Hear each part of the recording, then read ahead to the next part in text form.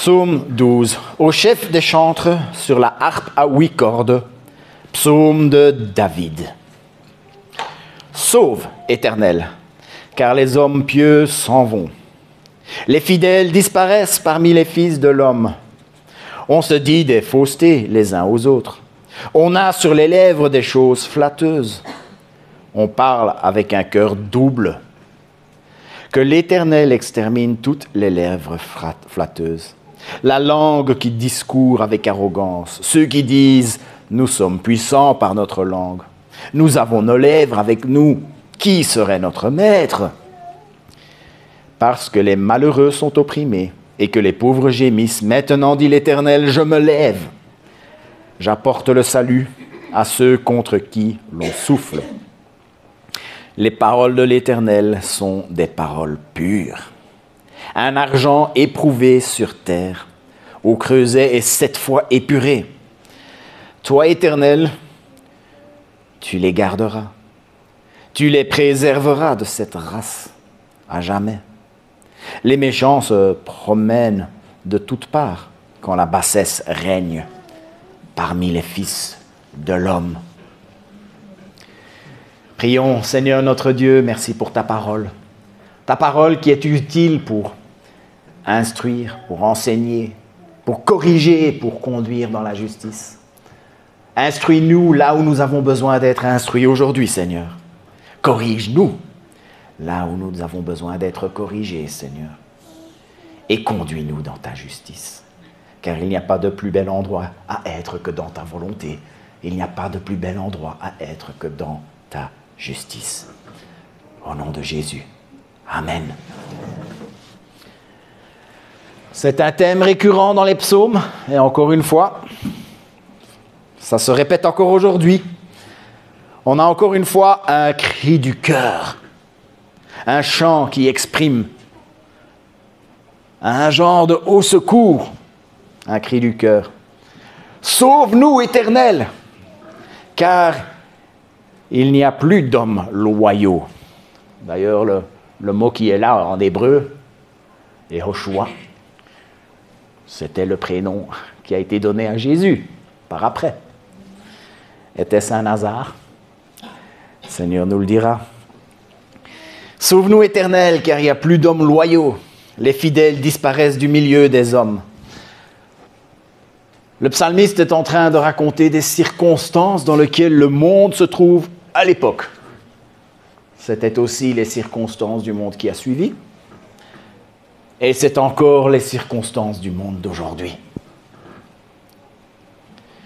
Ceux qui craignent l'Éternel se sentent seuls. La loyauté et la fidélité disparaissent. On a l'impression que le mal triomphe. On a l'impression que le bien se fait de plus en plus rare. La ballade des gens heureux. On ira tous au paradis. La vie en rose. Vous avez remarqué, ce sont des vieilles chansons. Parce que les messages d'aujourd'hui, dans les arts, dans les médias, on n'oserait plus parler de vie en rose aujourd'hui, puisqu'on n'a que des messages terrifiants. On parle de l'homme qui est rendu inutile à cause de l'intelligence artificielle. Il y en a une récemment qui a remplacé 300 êtres humains. Ils ont pu renvoyer 300 êtres humains parce qu'une intelligence artificielle faisait leur travail. On nous parle de la mort à laquelle on n'échappe pas. On parle du réchauffement climatique qui va rendre la planète inhabitable. Je ne sais pas si c'est vrai, mais en tout cas, on en parle. J'en passe et des pires. Et si quelqu'un arrive avec une vision joyeuse de l'avenir, on va dire, il lui manque un bois. Il n'a pas la lumière à tous les étages. C'est un illuminé. Aujourd'hui, nous avons accès à une quantité invraisemblable d'informations. Chaque fois que j'essaye de me positionner par rapport à un débat, Je me mets à chercher des informations et j'en trouve. J'en trouve. Et j'en trouve. En quelques clics, j'ai de quoi remplir 10 bibliothèques maintenant. Le problème, c'est que ces informations sont contradictoires. Et on n'a quasi aucun moyen de savoir si quelqu'un nous a menti quelque part le long de la ligne. Parfois, quand j'essaye de me positionner par rapport à un sujet, je vais aller écouter quelqu'un qui est pour, et je vais écouter quelqu'un qui est contre. Et ils sont tous les deux très persuasifs. Ils sont parfois tous les deux très sincères. Ils y croient. Ils disent que ceux qui sont contre eux, c'est de la propagande. Mais A dit que B est propagande, B dit que A est propagande. Et où se retrouver là-dedans?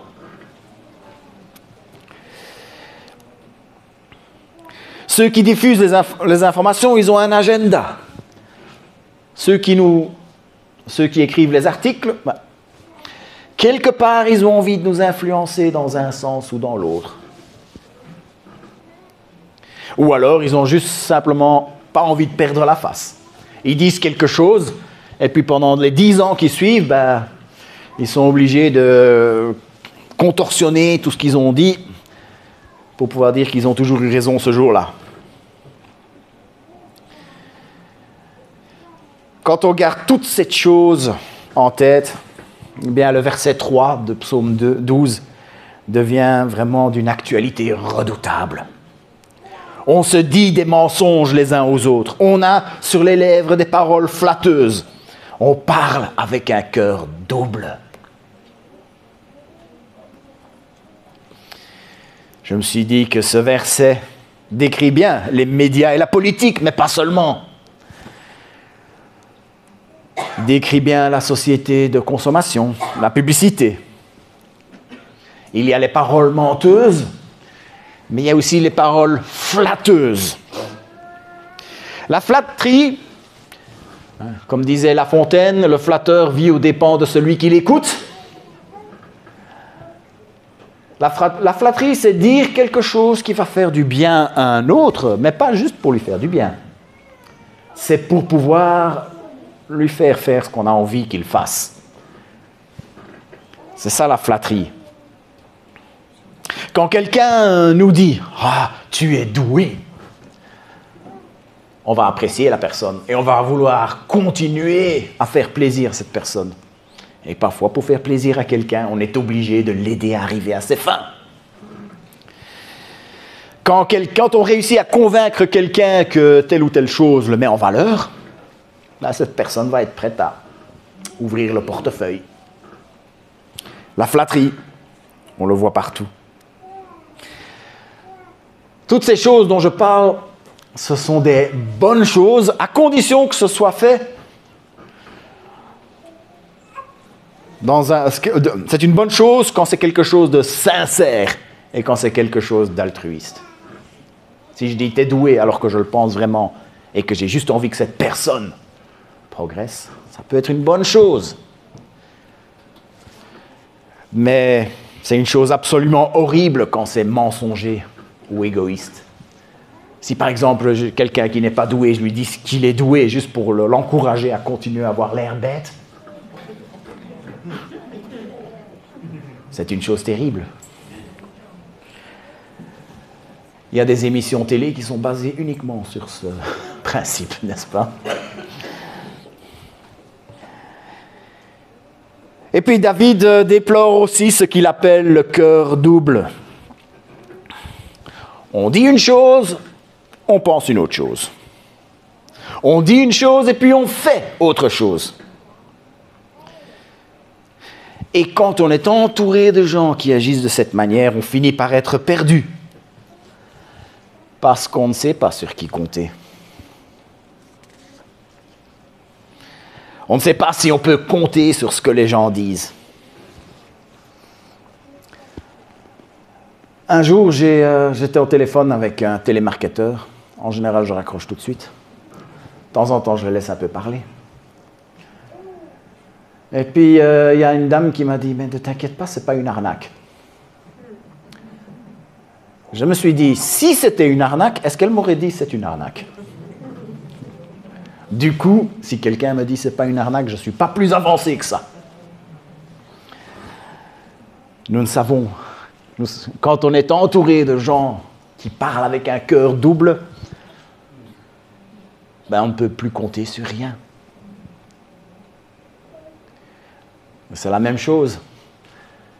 Quand on écoute les analystes de tous les événements mondiaux. Dans la voiture ce matin, j'entendais un analyste qui était en train de parler de mondiaux, d'événements qui montaient jusque l'an 2000 à peu près. Et apparemment, tout était faux. Absolument rien de ce qu'on nous a raconté depuis 20 ans est juste. Mais je me suis dit, mais comment est-ce que je sais que lui, il est bien informé? Moi, je ne suis qu'un abruti qui écoute ça, qui écoute des podcasts dans sa voiture.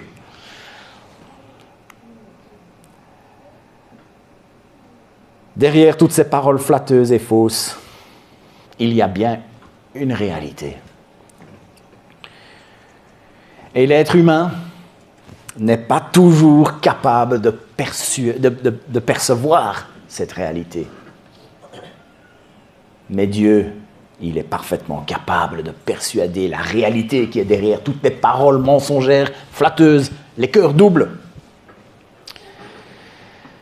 Et c'est dans cette optique-là que le cri du cœur continue. Il dit que l'Éternel extermine toutes les lèvres flatteuses. La langue qui parle avec arrogance. Alors pourquoi est-ce qu'il dit qu'ils sont arrogants? Il explique tout de suite. Il dit qu'ils sont arrogants parce que ces flatteurs, ces menteurs se croient seuls maîtres à bord. Il se dit, il n'y aura pas de conséquences. Il se dit que aucun compte à rendre à personne. Ils sont ceux qui disent, nous sommes forts par notre langue. Nous avons nos lèvres avec nous. Qui pourrait devenir notre maître?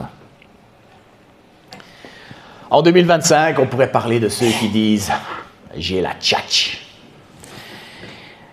Il y a ces gens qui ont l'air de toujours pouvoir s'en sortir en parlant bien, en noyant le poisson. Une des manières qu'on peut voir que ça se manifeste, c'est quand on voit des gens qui, rien qu'en parlant, qu'en envoyant la responsabilité à gauche ou en tordant un petit peu la vérité à droite, rien qu'en parlant, ils arrivent à justifier les pires actions. Je pourrais prendre des exemples énormes sur la politique internationale. J'ai préféré prendre un exemple de quelque chose que j'ai vécu moi-même, peut-être d'un peu plus anodin, mais qui m'a ouvert les yeux sur ce genre de choses. Un jour, j'ai été appelé pour aider une dame qui avait ouvert la porte et un démarcheur qui est entré chez elle et qui lui a fait signer un contrat télécom, hors de prix, dont elle n'avait vraiment pas besoin. Une dame de 70 ans n'avait pas besoin de 80 gigas de 5G, alors qu'elle sortait très peu de chez eux. Et le prix était énorme. En plus, elle vivait du CPS et elle parlait même pas le français. Et j'ai pas pu trouver le démarcheur, mais j'ai pu parler avec sa patronne. Et tout ce qu'elle a trouvé à me dire, c'est « Ah, il fait son boulot. Moi, je fais le mien. » Elle n'avait qu'à pas signer. Elle avait trouvé les paroles pour justifier cet acte abject. Est-ce que je donne le nom de la société? Non. Non. Je préfère pas. Mais c'était il y a quand même assez longtemps. La société a changé de nom quelques fois depuis. Et les démarches sont quand même... Voilà, ils ont quand même changé un peu. Donc, mais...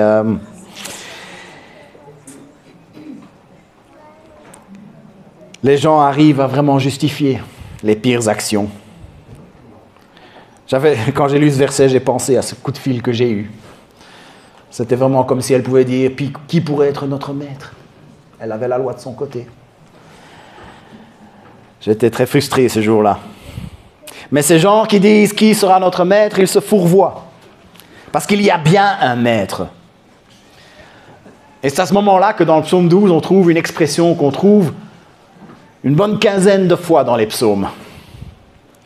L'Éternel se lève. C'est une expression qui veut dire l'Éternel se met à l'œuvre. On passe de la patience de Dieu à l'action de Dieu. Dans certains cas, il se lève pour juger. Dans ce cas-ci, il se lève pour sauver. L'Éternel se lève. Parce que les malheureux sont opprimés, que les pauvres gémissent. Maintenant, dit l'Éternel, je me lève. J'apporte le salut à ceux qui soupirent après lui. Il voit l'oppression du malheureux et il agit. Il entend les gémissements des pauvres et il agit. Jusqu'ici, j'ai parlé des paroles des hommes. J'ai parlé des paroles des êtres humains. Jusqu'ici, David, c'est un psaume de David, était en train de parler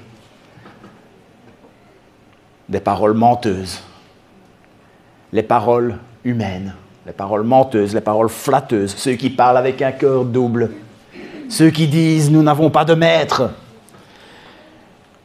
Et puis il y a le switch. Il se met à parler des paroles de Dieu. Ces paroles sont sûres parce que ce sont des paroles qui sont pures. Ces paroles sont sûres parce que c'est de la parole de Dieu qu'on est en train de parler. Les paroles de l'Éternel sont des paroles pures.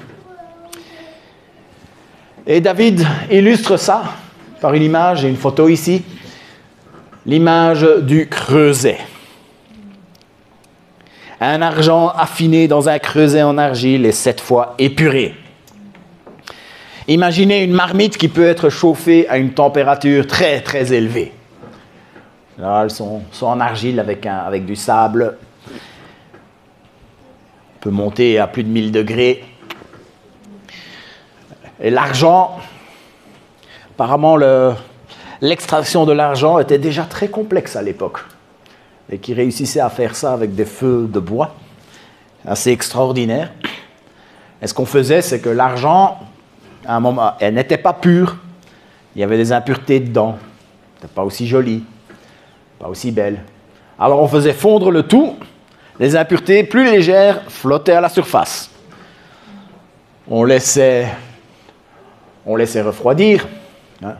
Ceux d'entre nous qui ont déjà fait de la soudure savent ce qui se passe quand on laisse refroidir une soudure. Il faut après passer avec le marteau pour casser la petite croûte qui est dessus.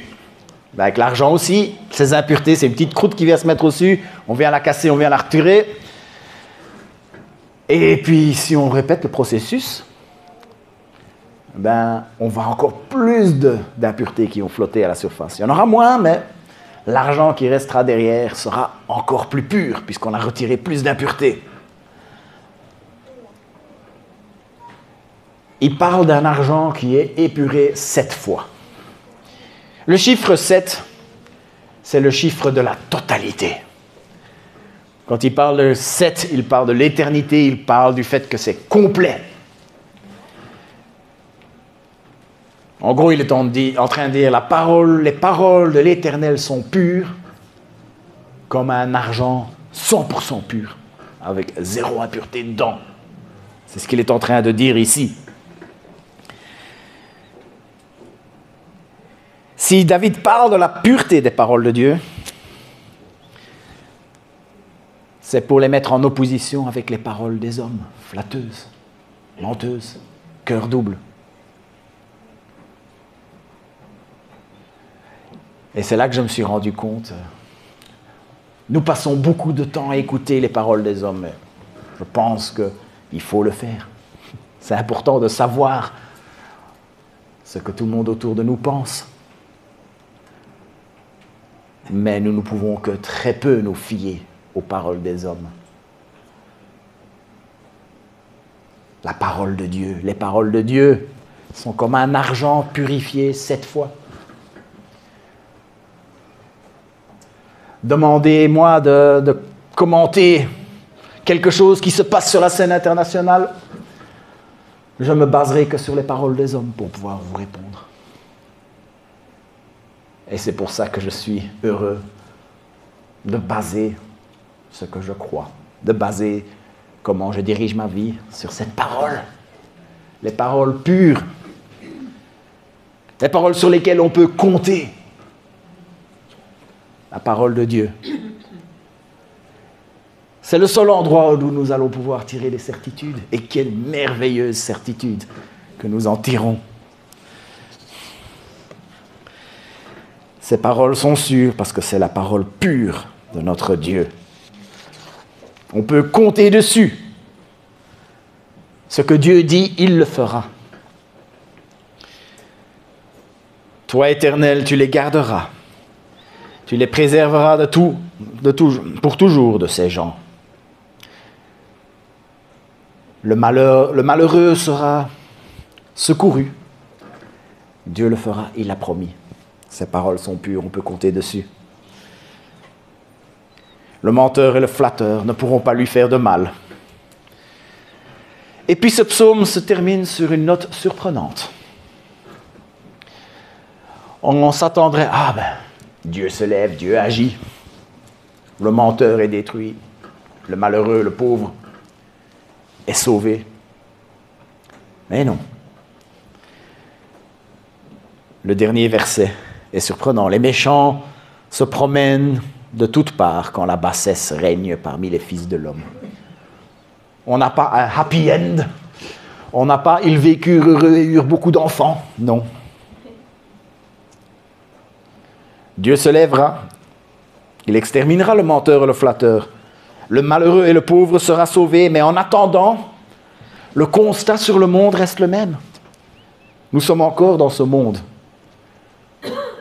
où les paroles d'hommes, des hommes, sur lesquelles nous ne pouvons pas compter, sont partout.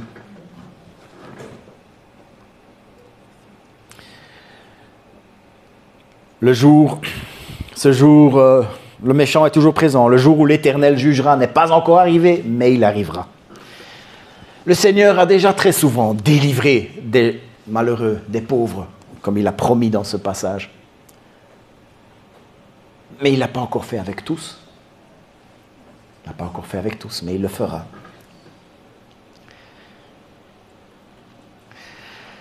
Quand on étudie un psaume comme celui-ci, on peut prendre 2 POV, on peut prendre 2 points de vue. Il y en a un qui est facile et il y en a un qui est nettement moins facile. Et jusqu'à présent, j'ai pris le point de vue facile. On se met dans la peau du pauvre malheureux, de celui qui souffre des menteurs, des flatteurs, de ceux qui parlent avec un cœur double, ceux qui disent « je n'ai pas de maître ».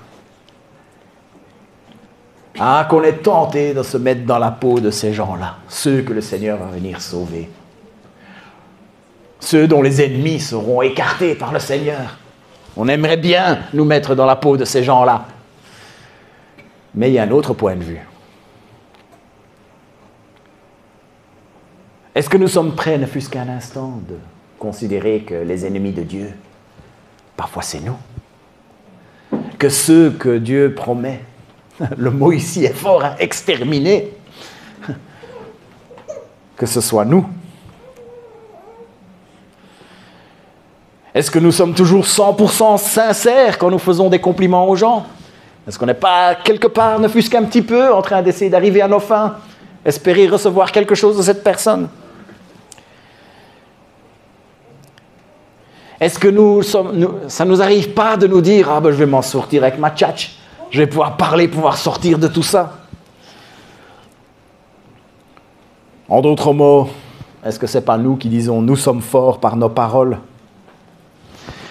Est-ce que ce n'est pas parfois nous qui sommes capables de faire des raisonnements complètement biscornus dans notre tête pour pouvoir justifier On fait quelque chose qu'on ne devrait pas faire, mais on dit oui, mais, oui, mais, oui, mais, oui, mais, oui, mais, puis ça va dans tous les sens. Est-ce que ce n'est pas nous, parfois? Je veux bien l'admettre. Chez certaines personnes, il y a moins que chez d'autres. Mais tous ont péché et sont privés de la gloire de Dieu. Quand il s'agit d'être séparés de Dieu, on ne parle pas de niveau. Il n'y a pas ceux qui sont très séparés et ceux qui sont peu séparés.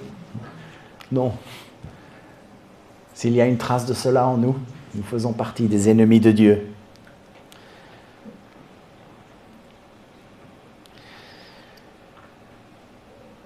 Toutes ces prières dans les psaumes, et celui-ci, il est particulièrement fort dans ce domaine où il dit « extermine-les ». Est-ce que nous pouvons prier comme ça pour les ennemis? Voilà comment Dietrich Bonhoeffer abordait cette question. Pouvons-nous prier de cette façon? En premier lieu, la réponse est parfaitement claire. Non. Nein, probablement, qui disait. Vraiment, nous ne pouvons pas prier ce genre de psaume. Non que nous soyons trop bons pour cela, quelle pensée superficielle et quel orgueil incompréhensible, mais parce que nous sommes trop pécheurs, trop méchants. Plus loin, il dira, « Aujourd'hui encore, ce n'est qu'à travers la croix de Christ, à travers la mise en œuvre de la vengeance de Dieu, que je peux croire à l'amour de Dieu et pardonner aux ennemis. » On parle ici d'espérer le malheur pour les ennemis, et puis, avec Christ, on se met à pardonner aux ennemis. C'est la croix. La croix de Jésus concerne tout le monde. Quiconque s'y oppose, quiconque alterne la parole de la croix de Jésus doit subir la vengeance de Dieu, doit porter la malédiction de Dieu dans ces temps-ci ou dans l'autre. Le Nouveau Testament parle en toute clarté de cette malédiction qui s'abat sur ceux qui haïssent le Christ. Et sur ce plan, il ne distingue rien de l'Ancien, mais il parle également de la joie de l'assemblée de Dieu au jour du jugement dernier. C'est ainsi que Jésus-Christ crucifié nous apprend à dire de juste façon les psaumes qui parlent de vengeance de Dieu. Fin de citation. Il y a des choses qui changent. Il y a des choses qui ne changent pas entre l'Ancien Testament et le Nouveau Testament. Et puis, il y a des choses qui changent entre l'Ancien Testament et le Nouveau Testament. C'est un grand livre, la parole de Dieu. La liste est longue. Je vais me contenter de ceux qui sont mentionnés dans le psaume 12. L'aversion de Dieu pour le mensonge, pour la flatterie, pour l'arrogance, reste le même.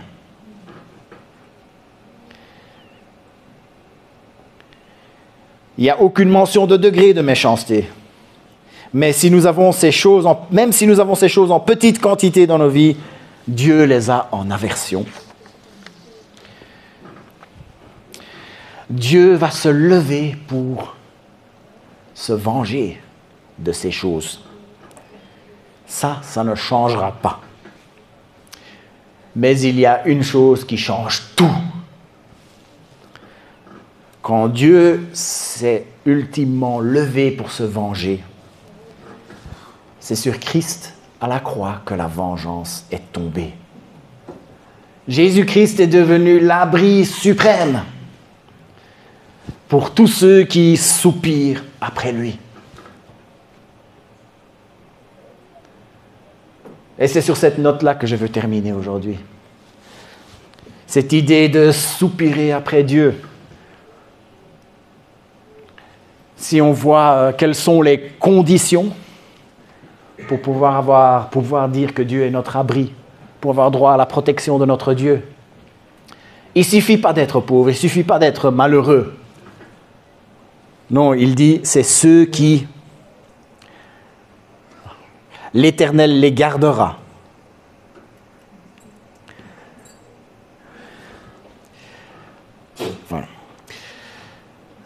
Parce que les malheureux sont opprimés et les pauvres gémissent, maintenant l'Éternel, je me lève, j'apporte le salut à ceux qui soupirent après moi.